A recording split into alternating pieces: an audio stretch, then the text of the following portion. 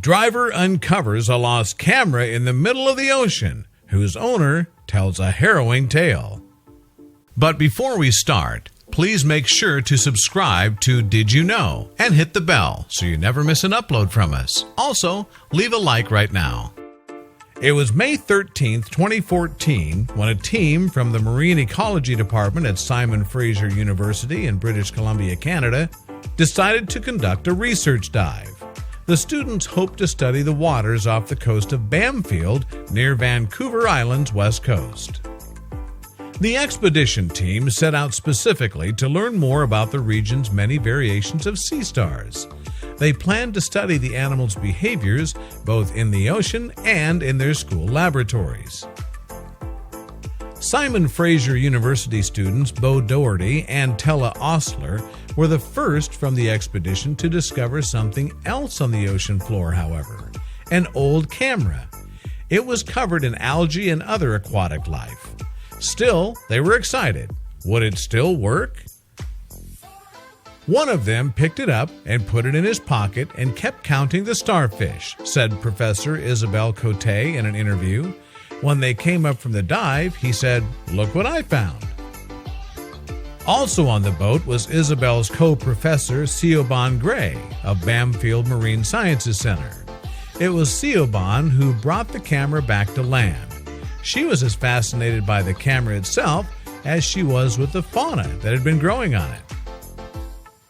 The camera delighted the researchers, in particular because a miniature ecosystem of sorts had developed on the camera. 2 brittle stars, similar to starfish, a sea cucumber, and plenty of algae all called it home. To top it all off, the memory card was still intact. Though it was covered in some sort of black growth, the team still hoped that perhaps it contained some images that could, in turn, help them track down its owner. My first thought about the camera was, are there still images on the card? Siobhan explained of the prospect of discovering what the camera might hold. Amazingly, she said, I cleaned the contacts of the memory card, put it in my computer, and it worked. As it turned out, there were still plenty of videos and photos in the 8GB Lexar Platinum 2 card, all dating back to July 30, 2012. Most of them were pictures of people at various get-togethers. Of course, seeing these pictures was exciting to the group, but something just didn't feel right. At that, Isabel and Siobhan knew they had to try and find the original owner, and so began their mission to track the person down. Isabel and Siobhan used the hashtag detectives to tweet out some of the photos, like the one here, in hopes of finding the original owner. Still, after waiting a while, nobody claimed them, even after their posts received over 100 retweets. They even made copies and pinned one of the photos around town. Shortly after, a member of the Coast Guard recognized a man in the photo as one who had been rescued from a shipwreck. Could it be him? The man, Paul Burgoyne, was an artist from Vancouver who had lost his boat when it sunk in the area in 2012. After tracking down his phone number, he decided to call the man in order to get some more information. Soon after, on May 21, 2014, Paul connected with Siobhan.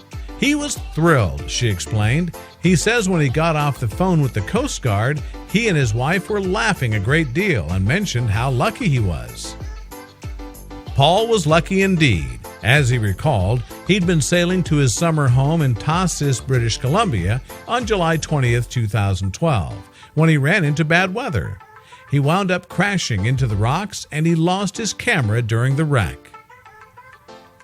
Paul, stranded in the water, even developed hypothermia. Luckily, patrons at a nearby inn found him and contacted the Coast Guard. 6 hours later, he was rescued and brought back to shore. Paul had lost hundreds of possessions in the crash, and that was something he'd grown to accept over the years. In fact, he thought he'd never see his camera again, so you can imagine his excitement when he was contacted. Being reunited with his camera was important for Paul because the photos didn't depict just any ordinary family reunion. In fact, Many of them were taken as his family buried his deceased mother's ashes. He also remembered how he almost died himself on that fateful night. Paul was thankful for the team that uncovered his old camera. They sent the memory card back to him, but they were sure to make a backup first. That card seems to be a little unlucky, said Isabel. It just goes to show you never know what you'll discover in the ocean. If this camera was any proof, buried treasure does exist. You just have to be in the right place at the right time to find it.